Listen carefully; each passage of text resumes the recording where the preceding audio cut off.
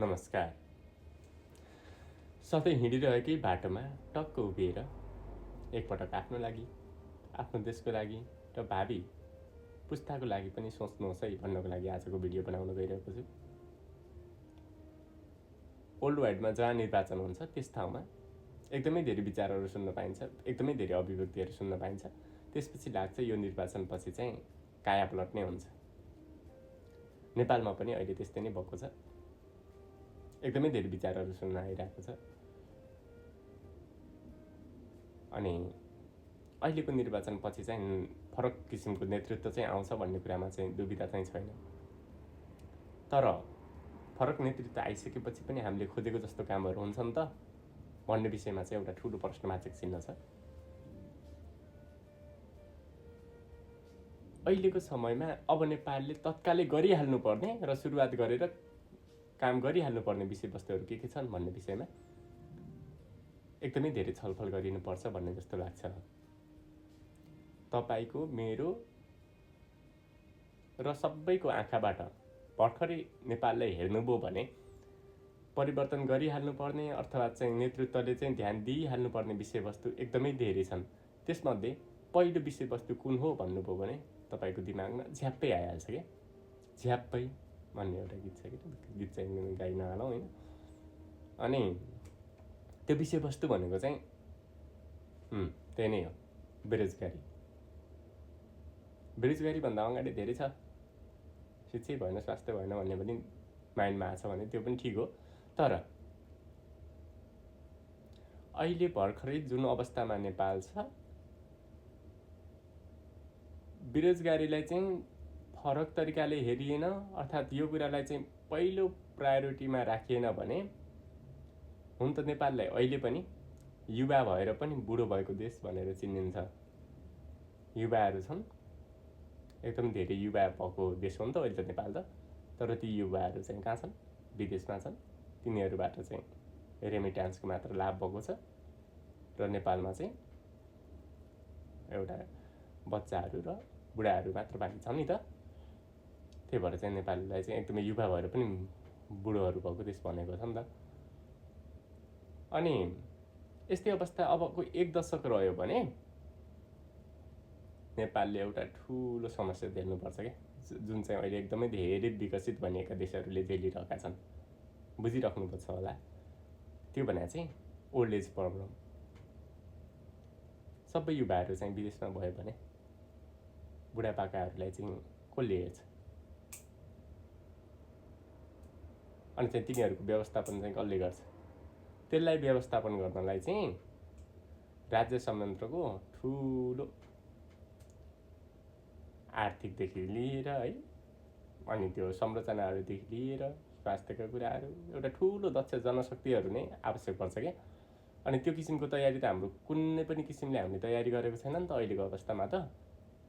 त्यही भएर त्यो समस्यालाई अहिले नै देखेर यो कुरालाई तत्कालै निरूपण गर्नको लागि चाहिँ कदमहरू चालिहाल्नुपर्छ। विदेशमा जति पनि हुनुहुन्छ उहाँहरू विदेशमै बस्नुहुन्छ अथवा चाहिँ विदेशमै अलि वर्ष बस्छु भने पनि ओके छ। यदि मसँग सिप छ, मसँग पुँजी छ, म नेपालमा गएर यो काम गर्छु भन्ने सोचमा हुनुहुन्छ भने उहाँहरूको सोचलाई नेपालमा लगेर सही तरिकाले सही व्यवस्थापन गर्नको लागि अहिलेको नेतृत्वले अहम भूमिका खेल्नुपर्छ। यो कानुन भने चाहिँ कस्तो हो भने मान्छेहरूले चाहिँ सजिलै तरिकाले, सबैले बुझ्ने तरिकाले पालना गर्नुपर्ने नियमहरू हो कि कानुन भने चाहिँ। त्यो पढेर पनि नबुझ्ने टाइपको होइन, अनि अव्यावहारिक टाइपको कानुन बन्यो। देख्नलाई चाहिँ एकदमै राम्रो जस्तो देखिने, तर चाहिँ त्यो व्यवहारमा खासै भएन भने मजै आउन्न कि। अनि त्यसले कुनै कामै गर्दैन। सानो कुराहरू पनि तर काम भइरहेको छ भने त्यसले चाहिँ ठुलो इम्प्याक्ट पार्छ कि। त्यही भएर सबैले बुझिने तरिकाले, सरल तरिकाको त्यो किसिमको चाहिँ कानुन हुनु पर्यो। अब मैले यो किन भने चाहिँ अहिले भर्खरै केही गरौँ भनेका विदेशमा भएको अथवा नेपालमै भएकोहरूले सोच्नुभयो भने त्यो अब त्यो व्यवसाय सञ्चालन गर्नको लागि त्यो कानुनी परिपाटी सबै मिलाउनको लागि एकदमै झन्झटिलो प्रोसेस छ कि। अनि त्यसलाई चाहिँ एकदमै सजिलो बनाउनुपर्छ। कसरी हुन्छ त्यसलाई चाहिँ सजिलो बनाउनु पर्यो। र अर्को भने चाहिँ नेपालमै जति पनि हुनुहुन्छ उहाँहरूलाई चाहिँ रोजगारीको सिर्जना अनिवार्य हुनु पर्यो। तत्कालै रोजगारीको सिर्जना कसरी हुन्छ? हुन्न नि त।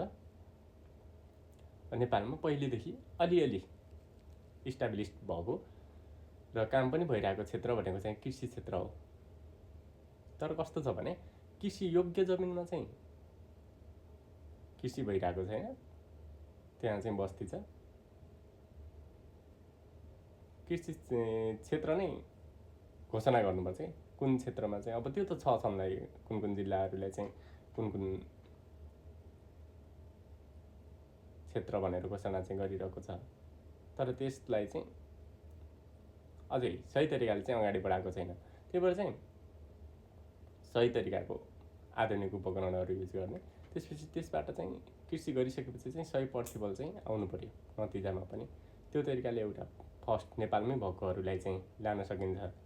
र के रहेछ भने यो जनशक्ति भयो भने मान्छेहरूले चाहिँ एकदमै धेरै विकासमा चाहिँ फ्याट्टै फड्को मार्न सक्दो रहेछ क्या। किनकि काम त गर्नु पर्यो नि त। अनि काम चाहिँ युवाहरूले चाहिँ नपढे पनि अनि त्यो क्षेत्रमा खासै ज्ञान नभए तापनि सिकायो भने चाहिँ गर्छ क्या। त्यही भएर त मान्छेहरूले विदेशमा चाहिँ 3 महिना जति लिएर ट्रेनिङ गरेको छ भने उसले जस्तो सुकै कामहरू पहिले देख्दै नदेखेको कामहरू पनि त गरिरहेको छ नि त। त्यही भएर चाहिँ 3-4 महिना ट्रेनिङ राख्यो अनि त्यो ट्रेनिङमा पनि गरिरह नै राखेको हुन्छ। त्यसपछि त त्यसको एउटा ह्याबिट बन्छ कि त्यसपछि उसले चाहिँ जस्तो कामहरू पनि गर्न सक्छ। अब मेन कमान्ड गर्ने अनि चाहिँ इन्जिनियरिङ नै गर्नेहरू त धेरै चाहिन्न नि त, काम गर्ने हो नि त धेरै चाहिने भने चाहिँ। त्यही भएर त्यो किसिमको जनशक्तिलाई पनि सही तरिकाले युज गरियो भने एउटा केही सुरुवात चाहिँ हुन्छ। सुरुवात त गर्नु पर्यो, सुरुवातै नभएको। अनि त्यही भएर पहिलो प्रायोरिटी भने चाहिँ अहिलेको अवस्थामा बेरोजगारी छ र यो बेरोजगारीले कुन क्षेत्रमा कसरी हान्छ भन्ने विषयवस्तु त सबैलाई अवगत नै छ। त्यही भएर यो विषयवस्तुमा एकदमै जटिल तरिकाले गहन तरिकाले अध्ययन गरेर विभिन्न क्षेत्रहरूको पहिचान गरेर मान्छेहरूलाई नेपालमै राख्ने र विदेशमा भएकाहरूलाई चाहिँ नेपालमा लाने तरिकाले कामहरू चाहिँ भयो भने चाहिँ अबको नेतृत्वले चाहिँ एउटा ठुलो कल्याण गर्छ कि नेपालको लागि। यसभन्दा अगाडिको नेतृत्वहरूलाई चाहिँ त्यो नेपालमा चाहिँ पाप बन्यो भने सही हुन्छ होला कि, पापै लाग्छ कि। अनि किनभने त्यो तिनीहरूले सही तरिकाले कहाँ आफू बसेको ठाउँलाई न्याय नगर्दै गर्दाखेरि अनि त्यो क्षेत्रको सही तरिकाले उपयोग नगर्दै गर्दाखेरि त यो अवस्था सिर्जना भएको नि त। त्यही भएर जुन क्षेत्रमा बसेको छ त्यो क्षेत्रलाई न्याय गर्न सकिँदैन भने त्यो क्षेत्रमा बसेर कुनै अर्थै छैन। अनि जो बस्दा पनि हुन्छ, जसले गर्दा पनि हुन्छ। अनि तपाईँ एकैजनाले चाहिँ केही पनि गर्नै सकिन्न क्या। मैले गर्छु भन्नको लागि चाहिँ मसँग हजारौँ हातहरू हुनुपर्छ क्या। त्यसपछि त्यस्तो हातहरू चाहिँ त्यो हजारौँको हातहरू चाहिँ हामी पनि हो है। त्यही भएर अब चाहिँ सुरुवात गर्नुपर्छ। अब त्यही अवस्थामै राखेर सधैँ एउटै अवस्थामा राखेर कुराहरू मात्रै गरेर त भएन नि त। त्यही भएर पहिलो पार्ट भनेको चाहिँ यो कुरा बेरोजगारीलाई चाहिँ ध्यान दिनु पर्यो। अनि यस्तो एकदमै धेरै विषयवस्तुहरू छन् जसबारे अनिवार्य रूपमा बोल्नै पर्नेछ। बिस्तारै हरेक पार्टहरूमा बोल्नेछौँ र जहाँ हुनुहुन्छ जे गर्दै हुनुहुन्छ त्यो विषयवस्तुलाई चाहिँ नछोडेर झन् गहिरिएर त्यो विषयवस्तुलाई अध्ययन गर्दै गर्नुहोस्। विदेशमा एकदमै धेरै जनशक्ति छ। अनि अब चाहिँ केही आश छ है, अब चाहिँ केही आश लागेको छ भन्ने मान्छेहरू धेरै हुनुहुन्छ। त्यो आशहरू चाहिँ पुरा होस् भन्दै आजलाई चाहिँ यहीँसम्म गरौँ। ओके, धन्यवाद।